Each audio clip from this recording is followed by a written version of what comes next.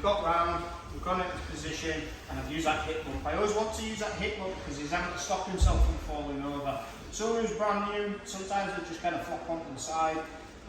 People who've done jiu-jitsu long enough, they'll kind of resist and kind of push back a little bit. Okay, this arm, which is the far side, yeah, I'm just going to have this floating around his ear. I'll switch the position in a second, but the hand's just floating around here. It can quickly go over to the top of the head to push the head down. So if Jay starts looking up, I can use that to kind of keep his head down. That's going to stop him from sitting out. Okay, because if his head comes up, that's where he can then start sitting out and doing lots of just going to sit out because Jay.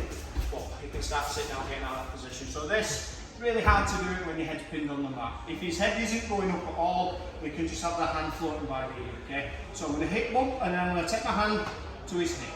Okay, so hip bump, when I feel him push back, that's when I'm going to drag his hip down, yeah, to now get him onto his side.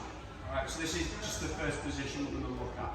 Then from here, just start attacking with whatever attacks you've got from this position. Okay, so we can start looking to put them into some form of back control if we want, or we can start looking just to get side control, go into armbar positions, keep it Chris more in, just to teach you a lesson. But I just want to get used to that hip drag. Okay, so he's into that way. So I've got round again, controlling the back of the head or just having the hand floating into here. And I'm just going to push in. Now, my hip's going to move away. So when I'm pulling the hip, I want his hip to go into a gap. There's no point pulling and keeping your hip in the same position.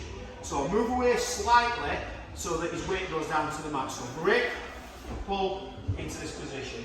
Okay, and then it's up to you what you start attacking with. Alright, if you want to mix it up with some other stuff and try some leg attacks and things like that, absolutely fine, but we'll just focus on the hip leg for now. Alright, 1, 2, 3. You won't get to move away.